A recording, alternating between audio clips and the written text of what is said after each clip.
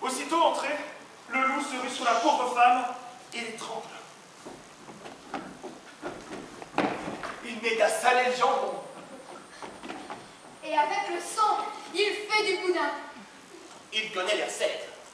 Il ne dévore pas, il déguste. Il prend tout son temps. La bonne cuisine, cela demande la patience et du savoir-faire. Il en a à vendre.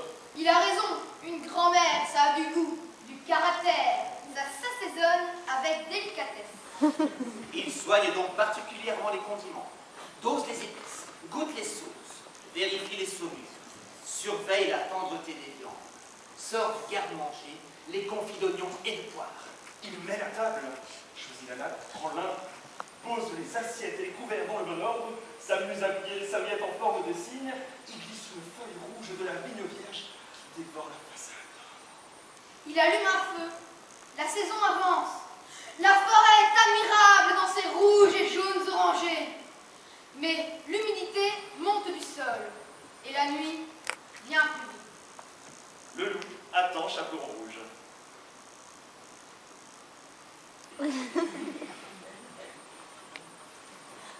Comme il l'attend.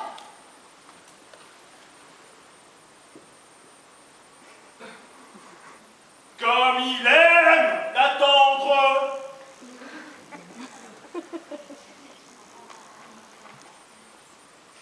Quand Chaperon Rouge arrive, il finit de croquer les restes. Il a juste le temps de sauter dans le lit encore chaud. Encore chaud. Dans les contes, le temps est libre des lois, comme la mère, la fille, la grand-mère, les maisons. Et un lit chaud, c'est tentant. Tac, tac, tac. Oh, assieds-toi, ma belle petite, ma mignonne, mon trésor, et mange un morceau. Tu dois être affamée. Et toi, tu ne viens pas manger avec moi? Ouh, je n'ai pas faim. Mange à ton aise, ma chérie. Prends tout ce que tu aimes.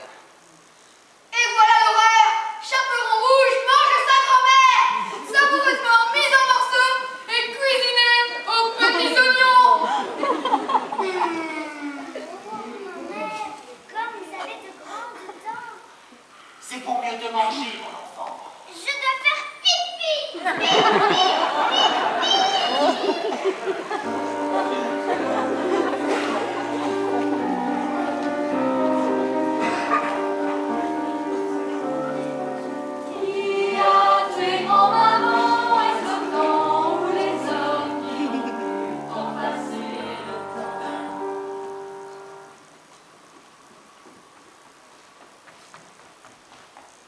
Heureusement, il y a la porte. Ça donne de l'air au jeu de la petite. Amère lui aurait maintes fois parlé du loup. Elle sait, elle, combien c'est terrible de rencontrer le loup. Attention, loup!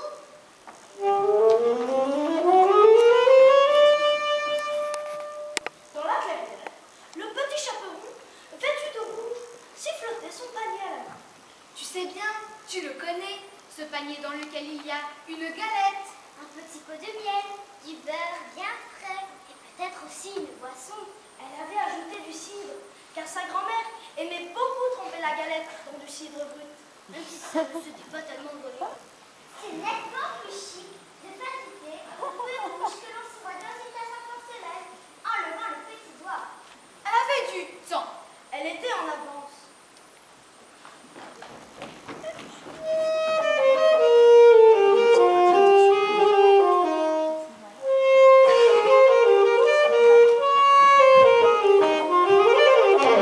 Où vas-tu? Oh, salut toi! Comme tu es beau et comme tu es sympa, tu viens jouer avec moi. Je suis unique et je m'ennuie. Je ne suis pas beau. Je suis méchant. Et tu dois avoir peur de moi. Ah. Ces canines et ces incisives, 3 cm de long, tranchantes comme des épées. Oui, et alors? Moi aussi j'en ai des dents. Ça n'est pas parce que tu es un loup que tu es dangereux. Tu sais, je connais bien les bêtes de la forêt. Ainsi, les zèbres. On dit que c'est gentil, mais ça peut partir très très fort. La semaine dernière, je suis allée dans un parc animalier. Une petite fille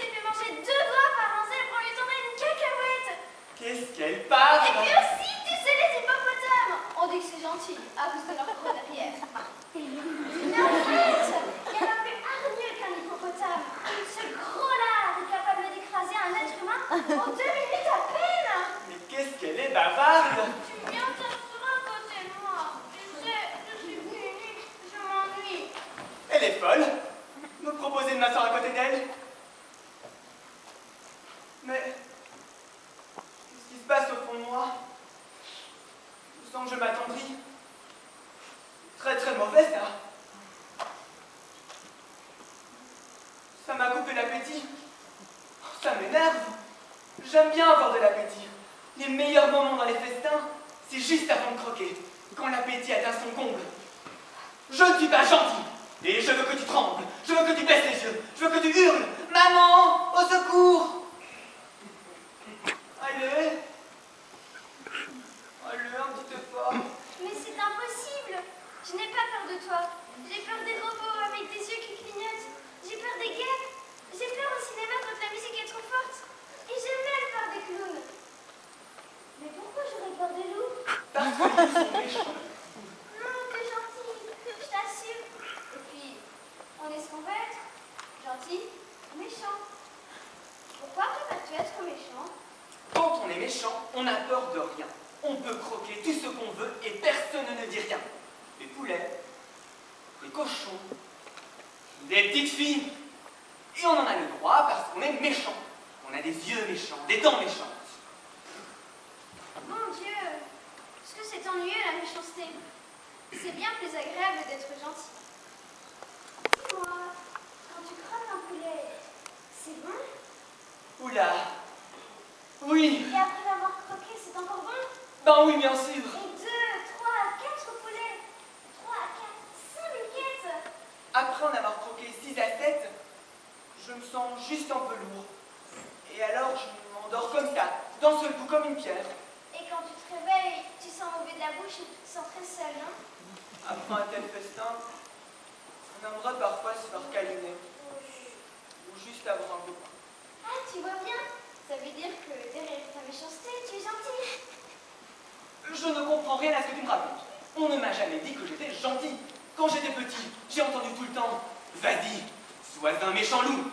Sois dur. Ne te laisse pas attendrir. Ne pleure pas surtout. N'écoute pas les petites filles. » Après, j'ai appris à saigner les piquettes, à croquer les poulets. J'ai rien appris d'autre. J'ai pas appris à parler. Berk, tu sais, il est encore temps de changer. Moi, je dis que tu es gentil. Allez, viens, on va jouer. T'as faim? Tu veux de la galette?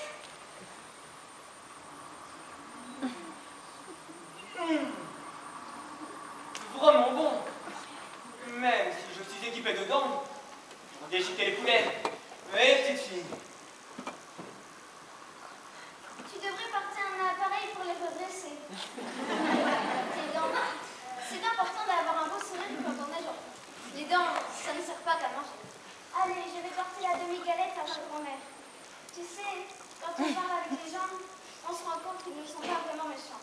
J'espère que je te reverrai. Oui, vas-y vite. Je commence à avoir faim. De viande. Cours, cours. Gentil ou méchant, je suis un loup. Et je mange de la viande. On n'y peut rien. Un peu de viande, mais pas trop. N'oublie pas qu'après avoir croqué 6 ou 7 poulets, tu te sens très seul et c'est la grosse déprime. N'oublie pas ça et dis-le à ta mère.